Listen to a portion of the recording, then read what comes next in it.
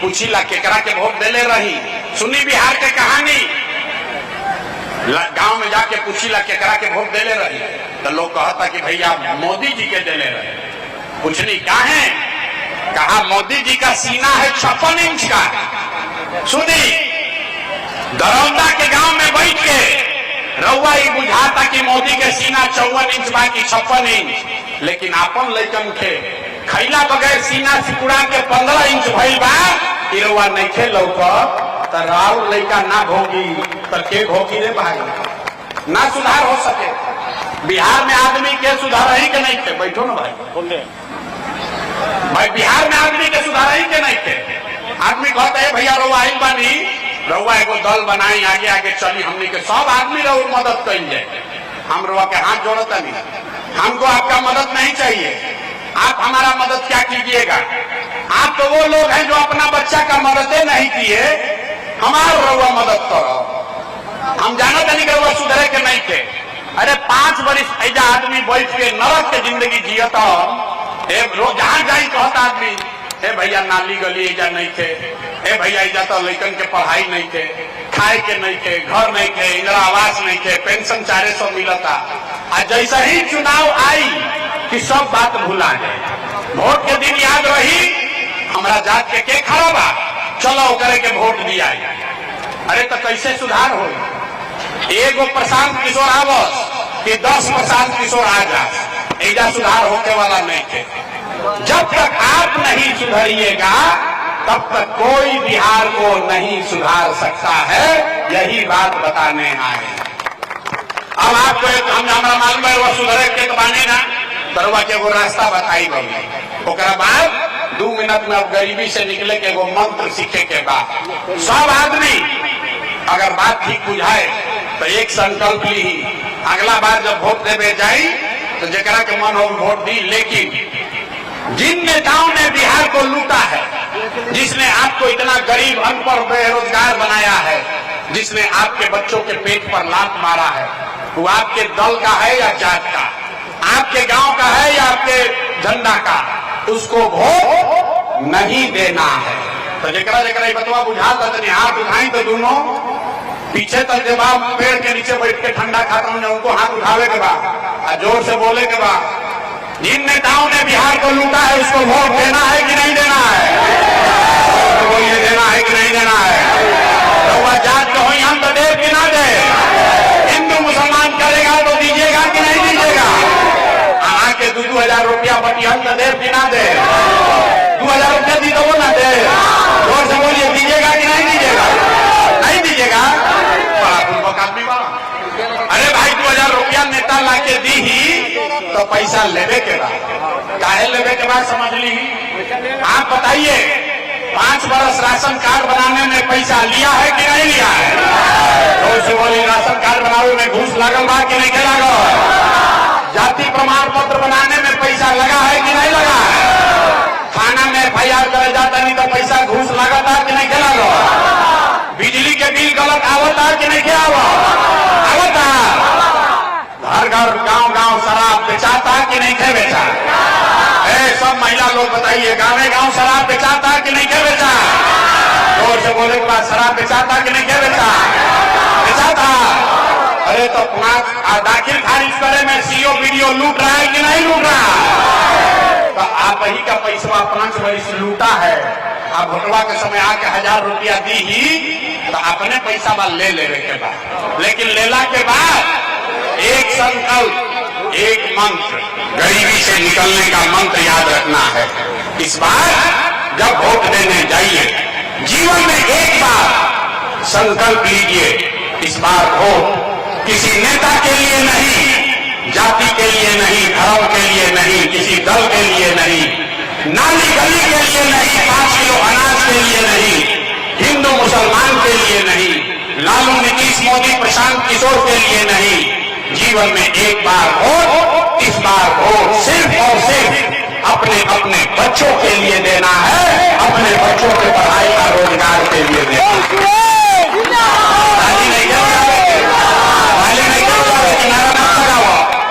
नारा मत लगाओ, हाथ उठाइए, मुट्ठी बांधिए और संकल्प लीजिए। मुट्ठी बांधने के बाद हाथ उठा कर संकल्प लीजिए, अपने बच्चों के लिए वोट देना है कि नहीं देना है? अपने बच्चों के लिए वोट देना है कि नहीं देना है? आधा आदमी के नाम बुझाई के बच्चा के लिए वोट देवे से का हुई? हम बताओ तनी का हुई जादू देखी?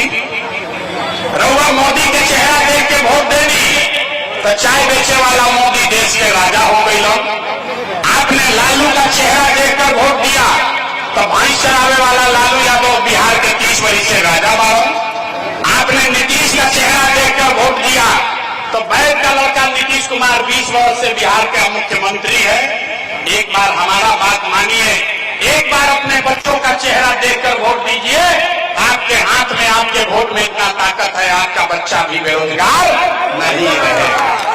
बुझा का बात बुझा गए तब हाथ उठा के फिर से संकल्प ली।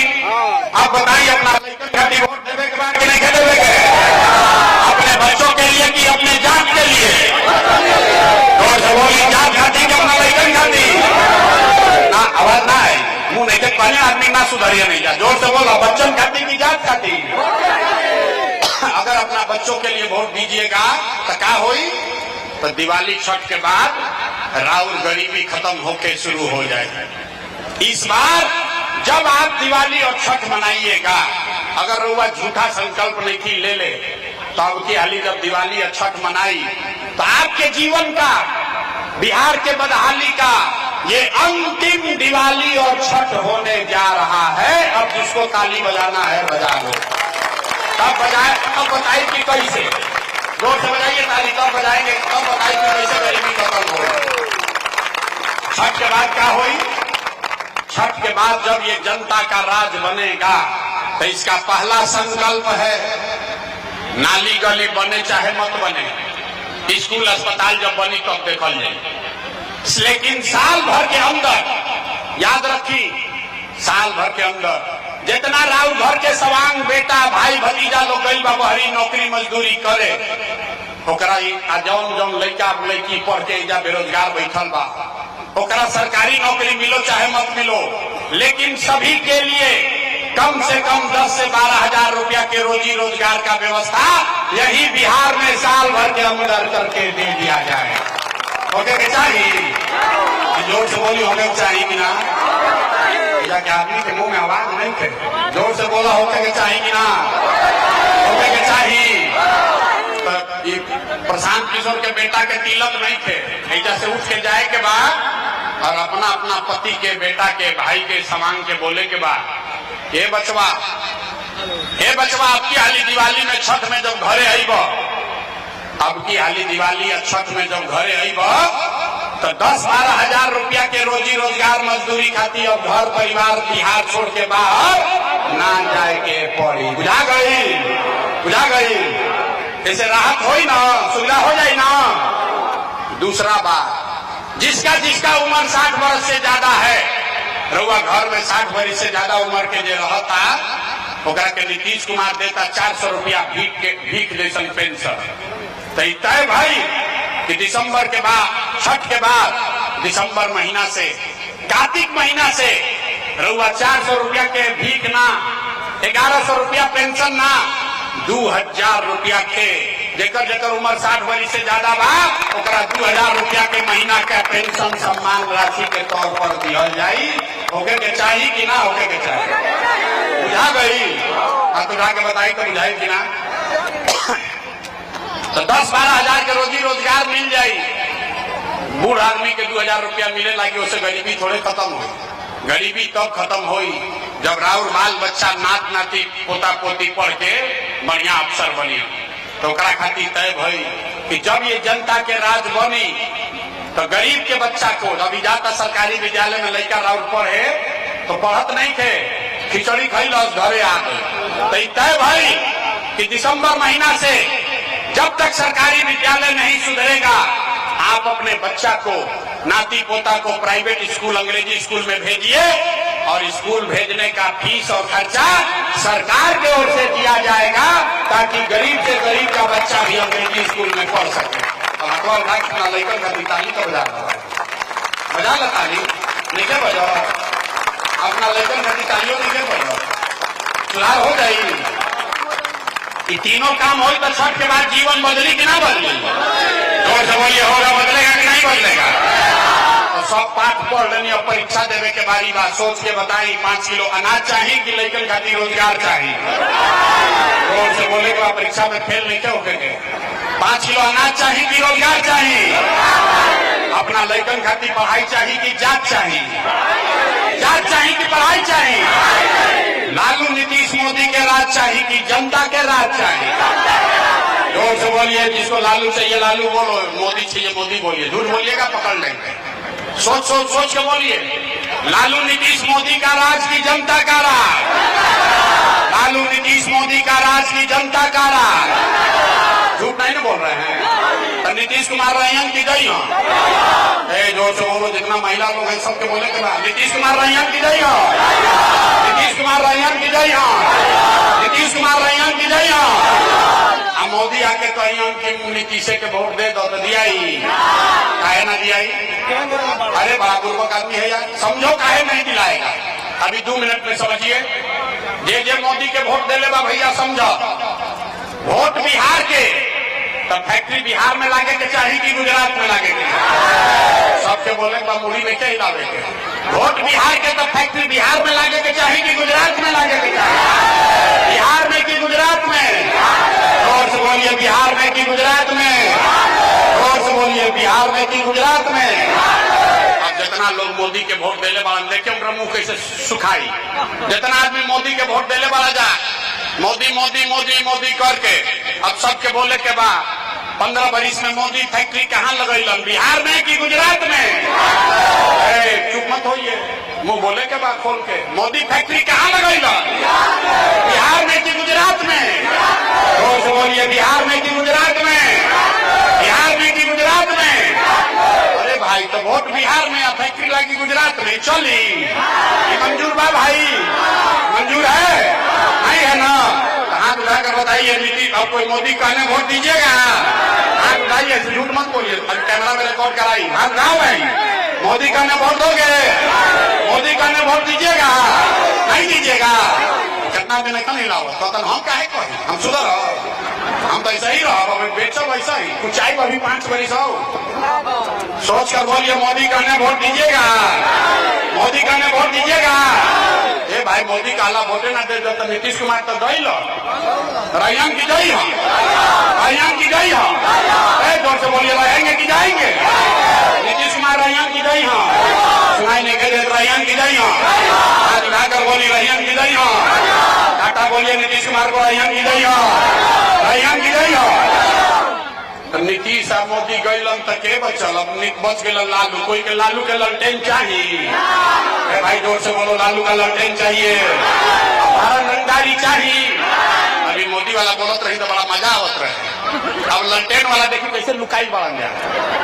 ए भाई, लालू के ललटेन चाहिए, जोर से बोलो, भारत रंगदारी चाहिए, भारत रंगदारी चाहिए, मार्केट चाहिए, नाना चाहिए।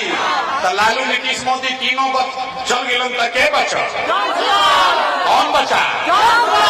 लालू नीतीश मोदी तीनों गईलन तो बच गई जनता। जोर से बोलिए, लालू नीतीश मोदी तीनों गईलन तो के बचा? जोर से बोलो, कौन बचा? आवाज नहीं आया, कौन बचा? कौन बचा? आवाज नहीं आया। लालू नीतीश मोदी तीनों साथ, कौन बचा? कौन बचा? कौन बचा? नवंबर के बाद राज के कर बनिए। लालू नीतीश मोदी का राज नहीं चाहिए, जनता का राज चाहिए। चाहिए कि नहीं चाहिए? चाहिए। हाथ उठाएं और बोलिए, जय बिहार। आप जोर से नहीं बोले, जय बिहार, जय बिहार। आदमी सुन के कहता, ए भाई इतना बढ़िया बढ़िया बतियावत अपना खाती का चाहता है, आदमी का अच्छा में कहूंगा। ए भाई, ये सब नेता बा, कुछ अपना खातिर मांगबे ना कोई लोग, कुछ तो बात बा। कुछ आदमी कहता कि मुख्यमंत्री बने आई बा। अरे भाई, आप इनको ना जानते, हम इतना छोटा सपना लेकर पैदा नहीं हुए। ये मुख्यमंत्री बने खातिर इतना पसीना नहीं की बहा हुआ। ये पसीना इसलिए बहा रहे हैं, ये मेहनत इसलिए कर रहे हैं, ये सपना लेकर आए हैं, ये सपना लेकर आए हैं कि अपने जीवन काल में एक ऐसा भी दिन देखें जब हरियाणा पंजाब से, महाराष्ट्र गुजरात से लोग बिहार में सिवान छपरा में नौकरी मजदूरी करे, हम तब माना जाए कि बिहार में विकास हो।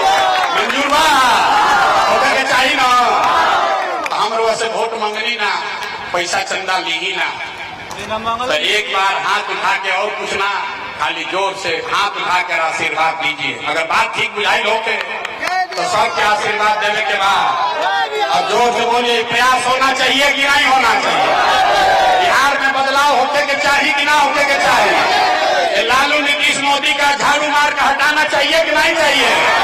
जोर से बोलिए, बिहार में बदलाव होना चाहिए कि नहीं होना चाहिए? जोर से बोलना है, बदलाव होना चाहिए कि ना होना चाहिए? तो करी ना प्रयास, करी ना प्रयास, करे ना प्रयास। और सातवां ना हाथ उठाकर बोलिए, आपका आशीर्वाद है ना? करे ना प्रयास।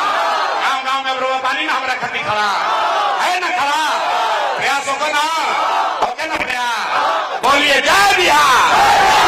4 महीना में जीवन बदलने वाला है। अब जैसे ही झाड़ू से मार के अंजना के साफ कर जाए, लक्ष्मी घरे आने वाला बा। सब लोग तैयार बा? सबे तैयार बा ना? एक बार तनी पेट से जोर लगा के बोल दी, जय बिहार। पीछे जब आता था सब महाराष्ट्र में रहते हो, तमाशा देखता हूँ। जय बिहार।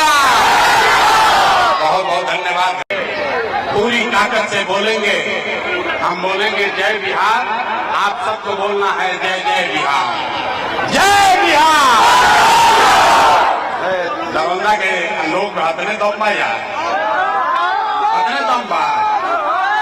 पूरा जोर से बोलने के बाद जय बिहार, जय बिहार। तो हमरे नाम हो प्रशांत किशोर। अब पिछला हाल आई रही दरभंगा में तो पानी पड़ गई, तो सबसे भेंट ना भई। अभी आज जात रही चंपारण, तो मन भई कि ना आज दरभंगा में होते हुए जाए के बाद। तो भाई बैठ जा, महिला ठीक करी, बैठिए कुर्सी पर काहे खड़े, बैठिए। कुर्सी अगर मिला है तो बैठो ना यार, नहीं मिला तो खड़ा रहिए। अब एक बार आप सबका दिल से हृदय से धन्यवाद कर रहे हैं। देखिए बढ़िया हवा चले लगी, 5 मिनट देखिए हवा धीरे धीरे चलने लगी, धूप कम होने। बैठिए ना कुर्सी, बताओ ना। एक बार हृदय से आपका धन्यवाद कर रहे हैं। इतना गर्मी में रुआ सब अपना अपना घर से जा आई वाली 2-2 घंटा 3-3 घंटा समय निकाल के हमारा अपने जा बात रखे के हुआ अवसर देता नहीं। तभी हम आपको 20-25 मिनट का समय लेंगे, आधा घंटा से ज्यादा समय ना लगी। हमारा नाम हो प्रशांत किशोर, हम नेता ना है भैया, हम नेता ना है। बिहार के वो साधारण परिवार के लड़के हैं। हमारे अपने दादा बैलगाड़ी चलाते थे, मजदूर थे। बाबूजी हमारे गांव के सरकारी विद्यालय से पढ़ के घोड़ा वाला विद्यालय पर पढ़ के हमने के अपन जीवन शुरू कर दिया। माता पिता का आशीर्वाद है, ऊपर वाले की कृपा है, जीवन में कुछ हासिल कर लिए। लोग बतावता कि पिछला 12-13 वर्ष में हम जगरा के सलाह दे दी, जिसको सलाह दे दिए, जिसका हाथ पकड़ लिए, वही आदमी जीत के राजा हो गया। लेकिन 3 वर्ष पहले अब वो सब काम छोड़ देंगे। आज 3 वर्ष से बिहार के गांव-गांव में पैदल गाड़ी से गाँवे गांव गली-गली घूमता नहीं। लोग कहता कि हे भैया जौना काम के करके इतना नाम पैसा शोहरत तो भैले बानी, वो काम छोड़ के बिहार में ही गर्मी बरसात जाड़ा में गली गली काहे घूमता नहीं। भाई काम के ऐसे छोड़नी कि 10 बरस बड़े बड़े दल और नेताओं को जिता कर देखा। जैसे आप मुखिया विधायक जितावत अभी, जैसे आप मुखिया विधायक सांसद बनाते हैं, वैसे 1-2 नहीं 12 मुख्यमंत्री के बनावे में कंधा लगा के देखनी। ये अनुभव भई कि नेता के जीते से जनता का जीवन नहीं बदलता। ये हमारा रुआ बुझाला कि हमार नेता जीत गई, हमार दल जीत गई। कोई कहता कि हमार जात वाला जीत गईलन, कोई बुझाता कि हमारा गांव वाला जीत गईलन। अरे भाई ये जीत गई, वो जीत के हेलीकॉप्टर पर गई, और लड़का जहां रही वैसे रह गई। तो हमारा ये अनुभव भाई, अरे भाई भगवान अगर हमरा के शक्ति बुद्धि देले वाला कि जकरे के सलाह देता नहीं ओकर जिंदगी बदल जाता। तो नेता दल के तो बहुत सलाह दे देनी, एक बार चल के बिहार के जनता के हाथ से पकड़ता नहीं, रउआ के सलाह देता नहीं, ताकि आपका जीवन बदले और आपके बच्चे भी जीत कर आए। हम वोट वोट ना मांगी, रउआ इजा आइल बानी, इस सोच के आए हैं आप यहाँ पर कि कोई नेता यहाँ कहियन की जंग सुराज एगो नया दल बनल बा, सब लोग स्कूल के बस्ता छाप पर वोट दी ही जाता, हम आई तो सब राउर काम करो। तो हम वोट मांगवे ना करी, वोटे ना मांगी, हम 3 बरी से वोट नहीं मांगते। रउआ कहो कि भैया वोट काहे ना मांगी, ऐजा राजनीतिक सभा बा, वोट काहे ना मांगी। ए भाई वोट मांगे वाला तो हर 1-2 बरिस पर कोई ना कोई रउआ यहाँ आवते बा। जे आई है कहलस कि हमरा के वोट दे दो, हम आई न तब की हाली सब काम तहार हो जाए। यह सुन सुन के रउआ हम जीवन भर से वोट ले जाता नहीं जा। पहले 40-45 बरिस तक हमने के कांग्रेस के वोट देनी जा, फिर 15 बरिस गरीब के बेटा लालू जी के राजा बनावल गई। अभी 20 बरिस से नीतीश बाबू कुर्सी पर बैठल बड़ा। दिल्ली में हमने के मोदी जी के भी जिता के देख लेनी जा। बिहार में, दरौंदा में, छपरा में, सिवान में राउर लैकन के जिंदगी ना सुधरल। तब आई बालन कोनो प्रशांत किशोर, रउआ हमार बात सुनो, हमरा को भरोसा करके हमरा के वोट दे तो एकर का गारंटी बाकी जीतला के बाद हम धोखा ना करो। ए भाई वोट से पहले तो सब बढ़िया बतियावेला, वोट के बाद आपको धोखा करता है, इसीलिए हम वोट मांगते ही नहीं हैं। अब अभी 15 मिनट में रउआ के एगो रास्ता बता दे हम, ऐसा गरीबी से निकले के रास्ता। वो रास्ता अगर आप सीख जाइए तो फिर जकरा के मन होके ओकरा के जाके वोट दे दी। सुन ली ध्यान से, जकरा के मन होके ओकरा के वोट दी ही, लेकिन जो रास्ता अभी बताई वैसे वोट दे तो और कुछ होती चाहे ना, आपके लिए, आपके बच्चों के लिए बिहार में बढ़िया रोजगार और पढ़ाई का व्यवस्था निश्चित तौर पर हो जाएगा। तो जिसको जिसको ये रास्ता सीखना है, जकरा ये रास्ता सीखे के बाद अब है बेना नहीं खे हाके के आपस में बतियाओ के नहीं थे। बड़ा गर्मी लागता, लेकिन यही गर्मी में रउआ घर के सवाल, राउर लड़का, राउर पति, बेटा, भाई भतीजा कोनो फैक्ट्री में, खेत में हड्डी गलावत तब रोटी दाल के जुगाड़ होता। तो अभी अगर गरीबी से निकले के रास्ता सीखे के बाद तो 15 मिनट कोई आपस में बात ना करी। अब भाषण हो गई खत्म, 15 मिनट में 3 गो सवाल पूछो, रउआ खाली हाँ या ना कहे के बाद और अपना आंख के सामने देख के जाए, सीख के जाए कि राउर गरीबी बदहाली के कारण का बा, एकरा से निकले के रास्ता उपाय का बा। हमरा बात पर भरोसा नहीं क्या करे के, सबके अपना से समझे के बाद, आंख से देखे के बाद तब आगे बढ़े के बाद। तो सब आदमी के जब सवाल पूछो तो हाथ उठा के हाँ चाहे ना बोले के बाद, हाथ काहे उठावे के बाद, काहे से कि हाथे में सब कहानी बा। जेकरा के हथवा से बटन दबाई उहे राजा बनी। तो सब आदमी एक बार हाथ उठाकर बताएगा। आपके गांव पंचायत में, दरौंदा में, सिवान में और कुछ हो या न हो, आप सभी के बच्चों के लिए, आपके लिए बढ़िया पढ़ाई या रोजगार का व्यवस्था होना चाहिए कि नहीं होना चाहिए? आप सबके उठे के बाद खड़ा बा, पीछे पेड़ के तरह सुस्ताता, सबके हाथ उठावे के बाद हाथ उठाकर बोलिए होना चाहिए कि नहीं होना चाहिए? होना चाहिए कि नहीं होना चाहिए? ये भाई दरौंदा सिवान के आदमी कितना समझदार बा। सब आदमी बिना सिखैले अपने कहता कि ना भैया कुछ होके चाहे ना, पढ़ाई रोजगार तो हो गई के चाहे, हम ना सिखैनी। रउआ चाहे पढ़ल लिखल बानी की अनपढ़, अगड़ा बानी की पिछड़ा, महिला है या पुरुष, अमीर है या गरीब, युवा है या बुजुर्ग, हिंदू या मुसलमान, सबने कहा कि न भैया पढ़ाई और रोजगार तो हो गई के चाहे। इतना बात तो सबसे बुझाता। कि अगर और लड़का के रउआ अगर बढ़िया रोजगार हो जाए, पढ़ाई हो जाए, तो कोई मुखिया बने, कोई विधायक बने, लालू बनस, नीतीश बनस, मोदी बने, प्रशांत किशोर बने, अगर आपके बच्चे के लिए बढ़िया पढ़ाई रोजगार हो जाए तो आपका जीवन सुधर जाएगा। अब देखिए, आपके बदहाली का, बिहार के बदहाली का कारण आपको दिखाते हैं। सब आदमी एक बार अपने अपने बच्चों का चेहरा याद कर लीजिए। सब आदमी अपन अपन लड़कन के चेहरा तनी याद कर लीजिए और अपने बच्चों के नाम पर ईमानदारी से बताइए, आप में से किसने जीवन में एक बार भी अपने बच्चों के पढ़ाई रोजगार के लिए वोट दिया है? देखिए कैसे चुप, दरोगा के 10,000 आदमी कैसे चुप लगाई बात। अभी कितना जोर से बोलने यहाँ, ए भैया पढ़ाई और रोजगार होना चाहिए। अरे बाप रे बाप, ऐजा बैठ के गर्मी में कोई मुखिया के गरियावता, कोई लालू के, कोई नीतीश के, कोई मोदी के, कोई कांग्रेस के।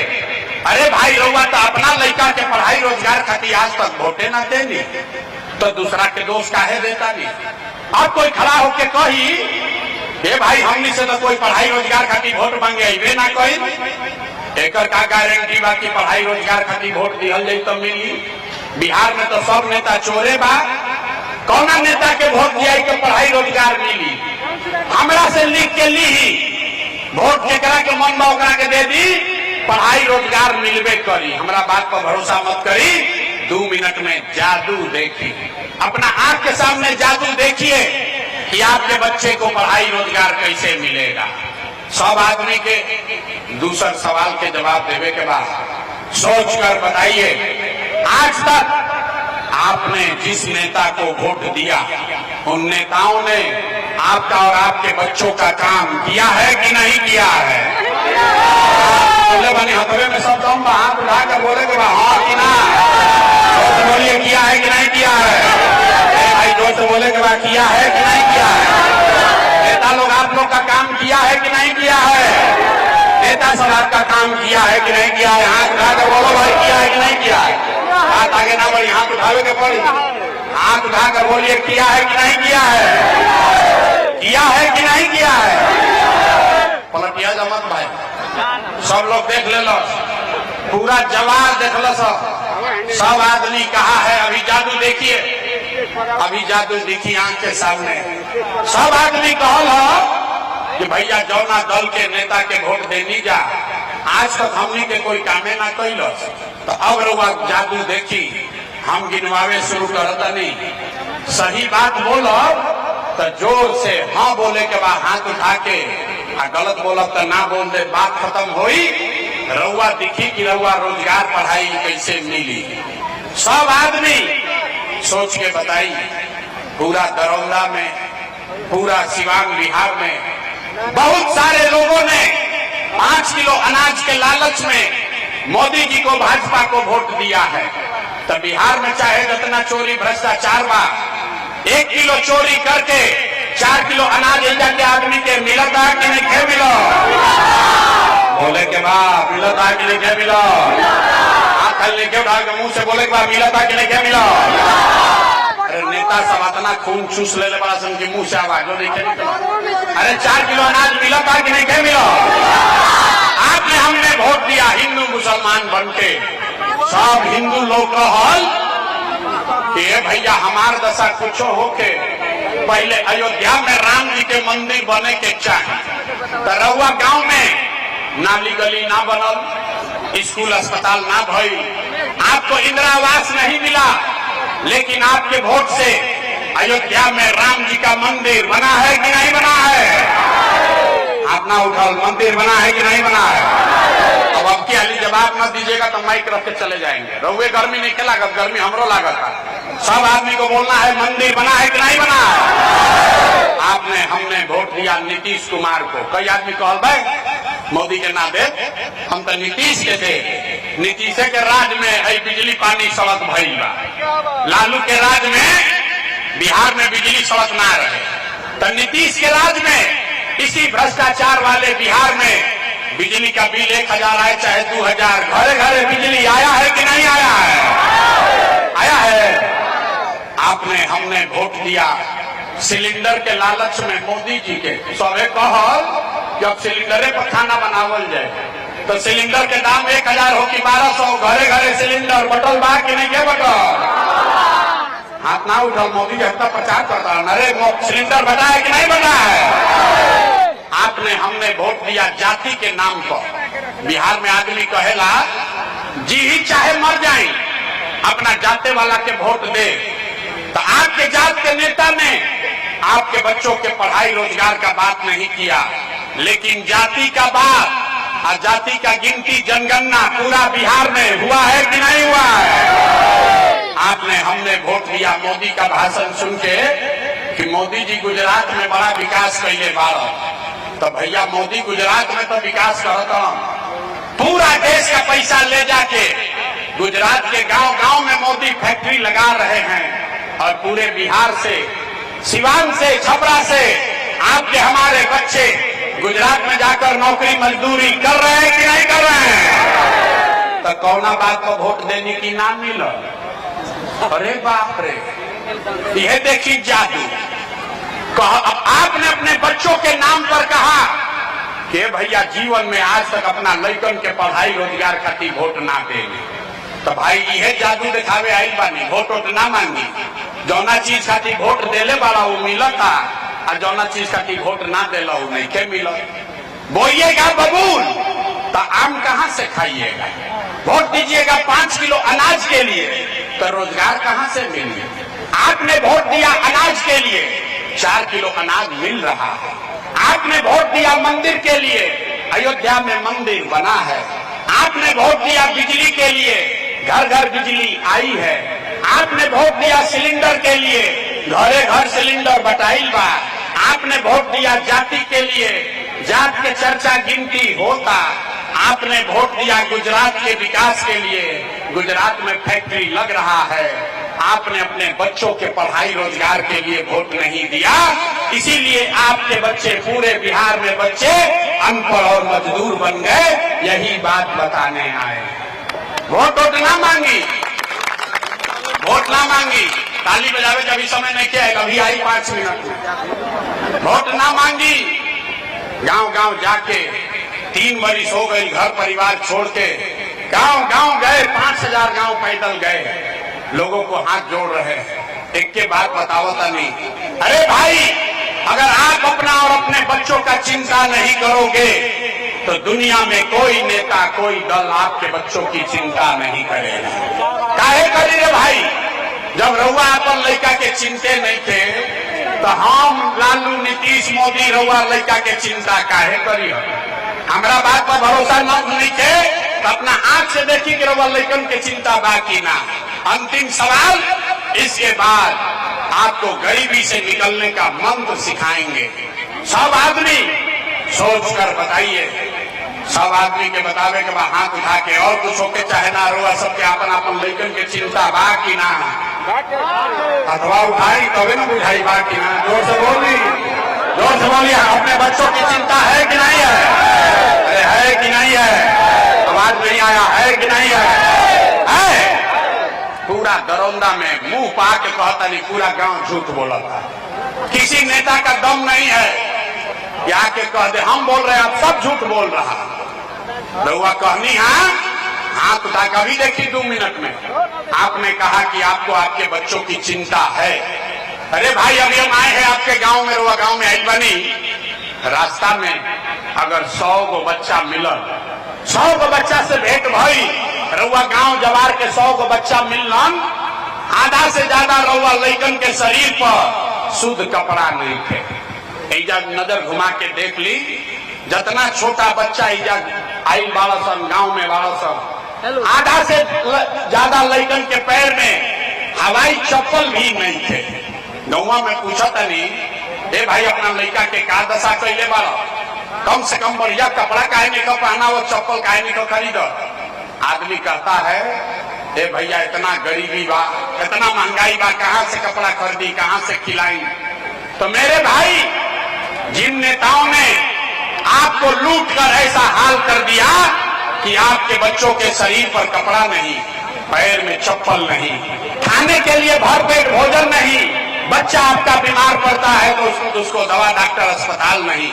वही नेता अभी 4 महीना में आई वोट मांगे तो जितना लोग हाथ उठाए थे, कोई जाति के नाम पर, कोई हिंदू मुसलमान के नाम पर, कोई मंदिर मस्जिद के लिए, कोई नाली गली के लिए, कोई 500 रुपया के लिए, कोई मुर्गा भात के लिए, कोई लालू के डर से मोदी, मोदी के डर से लालू का नारा लगाकर इसी हाथ से उसी नेता को बटन दबा के राजा बनाओगे। और यहाँ कहता है कि बच्चों के लिए बड़ा चिंता है। अरे भाई, अपना बच्चा के नाम पर झूठ बोलता नहीं तो राउर दुर्दशा ना हो तो केकर दुर्दशा हो।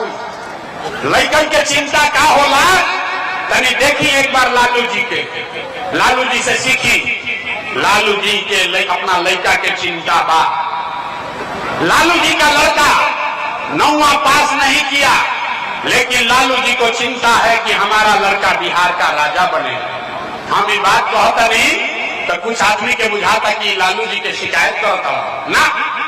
हम तो भाई लालू जी के तारीफ करता नहीं। लालू जी इतना अच्छा बाप पढ़ल, लड़का 9वां नहीं के पास कैले, लेकिन चाहता कि हमार लड़का बिहार के राजा बनो। और रउआ आपन दशा देखी, घरे घर राउर लड़का मैट्रिक पास कर लेलस, आईए बीए कर लेलस, ओकरा चपरासियों के नौकरी ना मिलल, लेकिन रउआ ओकर कोई चिंता नहीं। रउआ तो जात के झंडा उठा के घूमता नहीं। कौना गांव में जाई, गांव में, खेत में, खलिहान में, दलान में, जे जहां बैठा था बतिया होता। ये भाई लालू जी तिहन की मोदी जी तिहन, लालू जी तिहन की मोदी जी तिहन, नीतीश जी तिहन की गन सुराज जीती। अरे भाई राव लेका कब जीती हो तो बतिया लो। गांव में जाता नहीं, पूछी ला केकरा के वोट देले रही, सुनी बिहार के कहानी। गांव में जाके पूछी ला केकरा के वोट देले रही तो लोग कहता कि भैया मोदी जी के देले रहे। पूछनी क्या है, कहा मोदी जी का सीना है 56 इंच का।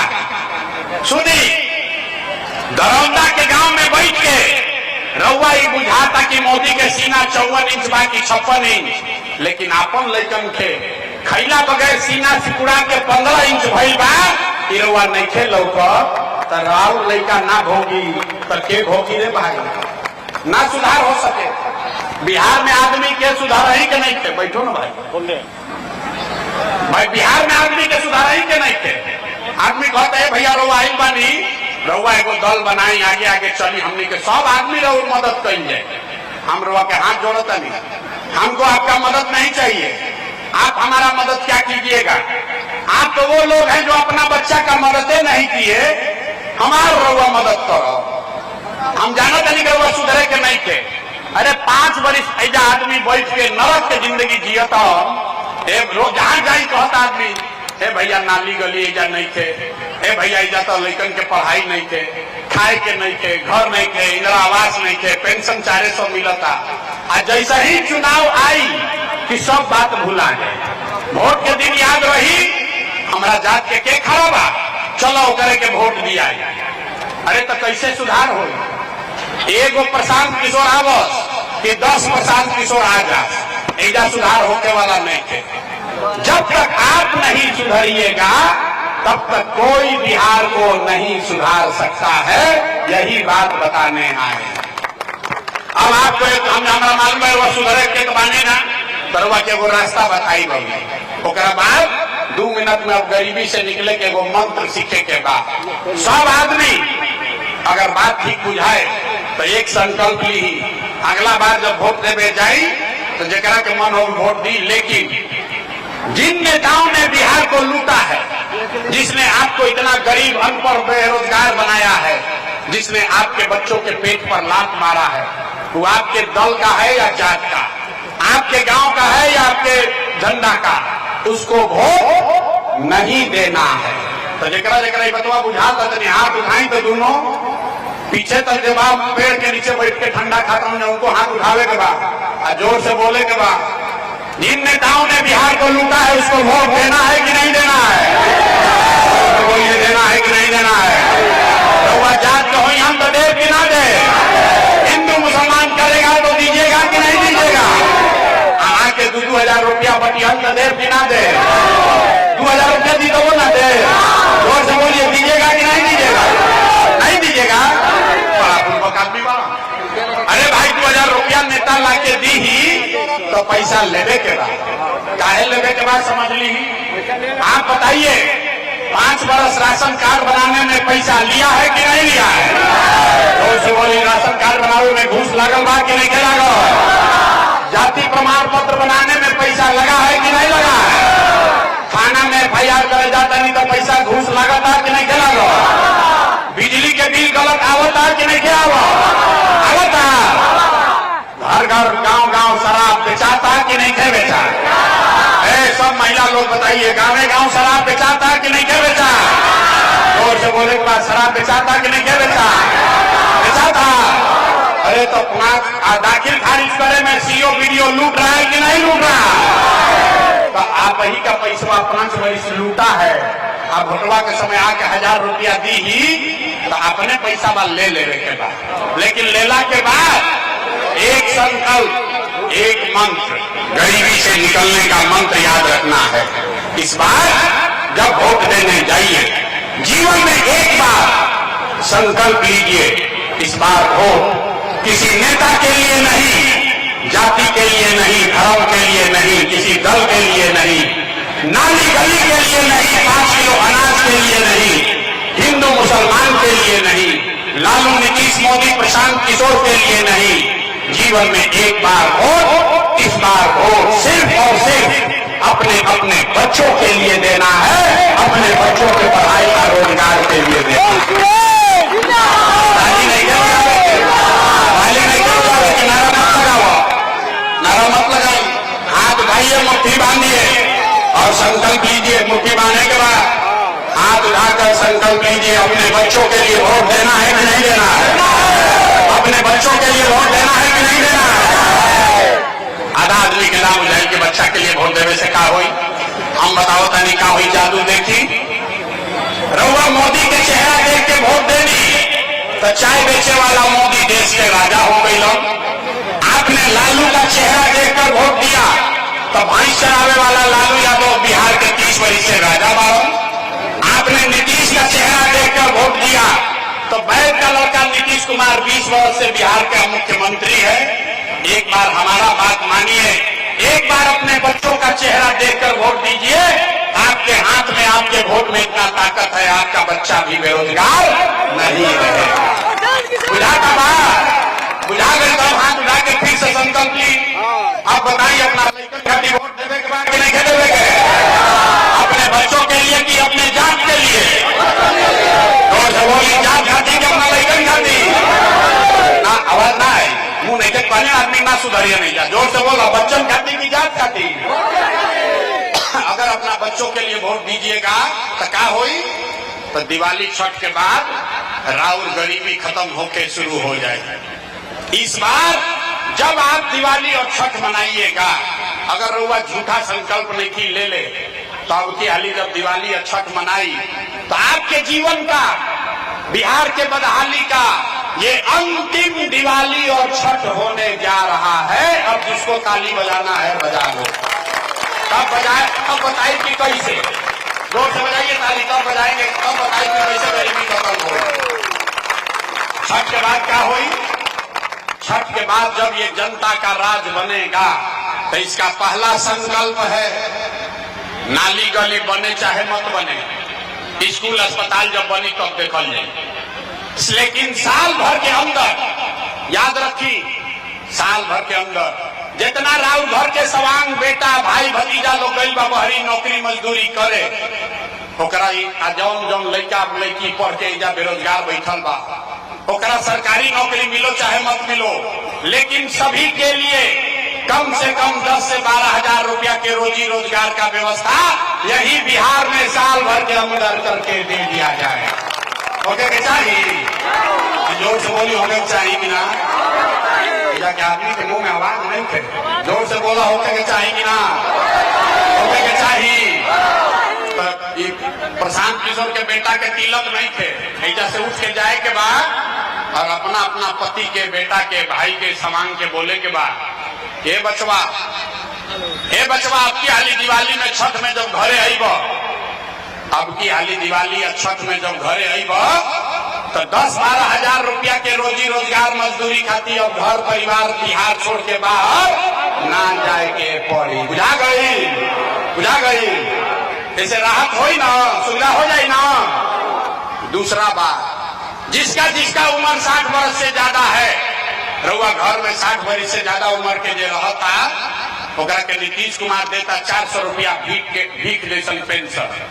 तो तय भाई कि दिसंबर के बाद, छठ के बाद दिसंबर महीना से कार्तिक महीना से रउआ 400 रुपया के भीख ना, 1100 रुपया पेंशन ना, 2000 रुपया के जेकर जेकर उम्र 60 वर्ष से ज्यादा बा, ओकरा 2000 रुपया के महीना के पेंशन सम्मान राशि के तौर पर दिहल जाई।